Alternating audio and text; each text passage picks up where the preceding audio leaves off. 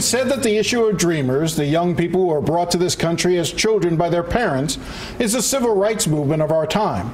Understanding the history of that movement is critical, and a new book helps us do just that. That book, The Making of a Dream, How a Group of Young Undocumented Immigrants Helped Change What It Means to Be an American, is published by HarperCollins, and the author of that book, longtime Miami journalist and my friend Laura Wise Munoz, is here with us. Laura, thanks for coming in. Hey, Jim, it's great to be here.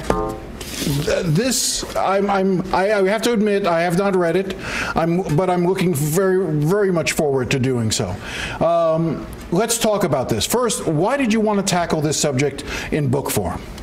I had been covering this issue for many years as an AP reporter, and I think one day around Thanksgiving in 2012, I just sat there and said, somebody should write a book about this movement.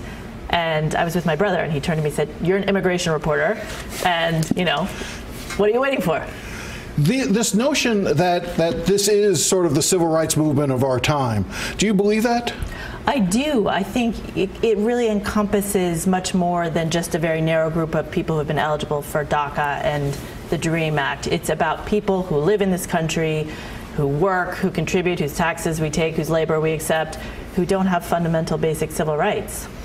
A couple of weeks ago, I had a young dreamer here on the show, Neri Lopez, and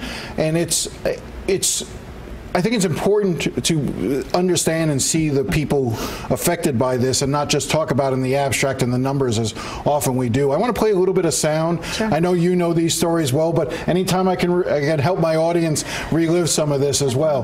This is Neri Lopez. She came to this country when she was 4 from Mexico. Our parents decided to make a decision to give us a better future for themselves and us. And it's not about a work permit, it's about doing our dreams here, you know, making our goals here. Are you worried? Of course. I have a little brother who has autism, and if something happens, as the oldest, I wouldn't be able to help my parents. Besides going to school, it's about also being able to financially help my parents. You know, it's my dream to give them their own house, for them to not break their backs working every day. So, as you heard her say, this is an emotional issue for her. You know, she's worried as much about her parents as she is about herself.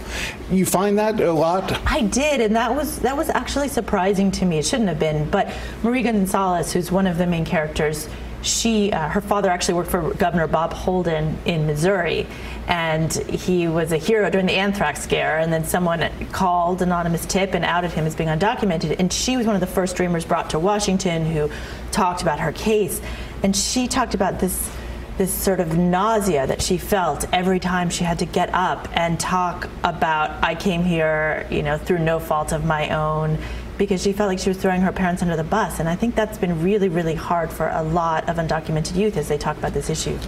Talk to me about the early days of this movement. What were some of the early successes? What were some of the early mistakes? And how did it sort of come together? Like even the name Dreamers, right. Who thought of that? Do we know? Well, it's a little bit of different things happening all at the same time, but I think what's really interesting to me as well when I was researching this is how bipartisan it all was when it started. You had George W. Bush, who had just been elected. He came into office. He was trying to figure out a solution to the, many more millions of Mexicans who were in the country illegally. He had John Ashcroft on it. He had Colin Powell working on this. And there was a smaller group looking at the so-called Dreamers and, the deferred, the Development, Education, and Relief Act of, and so that was, where the lots of acronyms. Dreams. Yes, yeah. All the acronyms. But the point was that this was something that was put out by Dick Durbin, who was a Democrat, and by Orrin Hatch, who was a Republican. It was not considered very radical. And the first hearing was supposed to happen September 12th of 2001. And, clearly that didn't happen. So what's the biggest misinformation out there about Dreamers, do you think? Well, it's really interesting. A little bit of the piece on one of the Dreamers, Dario Guerrero, who was a Harvard graduate, was aired recently, and all sorts of comments, said, well, he graduated from Harvard. Why doesn't he just get a sponsor? And you can't just get a sponsor. If you're here in the country illegally, you're here in the country illegally. That's one thing. And then the other was that MS-13 is going to sneak in and get DACA protections. Well, if you have a background as a serious criminal background, you are not eligible. And those are at least two things I keep hearing. The demonization of dreamers, it seems as if what the right wants to do is just that, make it seem as if they're criminals, there's something shady going on here. I don't understand it. It seems to me that these are exactly the type of kids you want in this country.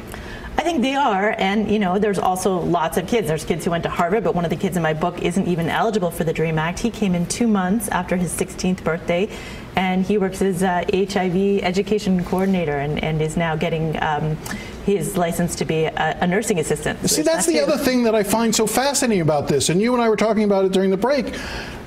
What is so encouraging about the Dreamers is that these are young people being engaged. I wish more young people were this engaged. And yes, you could argue that it's a bit of a selfish motive because it deals with them, but they're engaged and they're going to remain engaged, aren't they? They are, and actually it's one of the reasons I wrote the book, because I thought no matter who you are, this is a really interesting story about what happens when a group of young people get engaged and try to make change in this country, and whether immigration is your issue or something else. This shows that despite all the money in politics, you can still make a difference. Do you find that this is truly, that there's a true grassroots element to this, or is this astroturfing? Do big national organizations tend to take over and use the Dreamers for their own purposes? That's a really good question, and I think the truth is that this is grassroots. These are people putting their lives on the line, but also you cannot have a national movement without money. I mean, you need to be able to take a bus somewhere. You need to be able to have print out things. You need to have Wi-Fi connections. I mean, that's just how this world works. And one of the things I wanted to do in my book was sort of demystify both the perfect dreamer narrative, where it's some saintly person who doesn't have jealousies and doesn't ever have moments of doubt or serious depression. One kid's even suicidal. But also the notion that a movement just sort of happens out of thin air. There's a lot of people involved to make a movement. And in 5 seconds, are you hopeful that there's going to be a resolution on Dreamers? I am, because they've already changed the culture. When you have, P. Diddy tweeting and lots of people all across the country, this is a cultural change and the politics will follow. Making of a Dream, Laura Wise Munoz. Thank you very much. Please, must reading. We'll be right back after the break.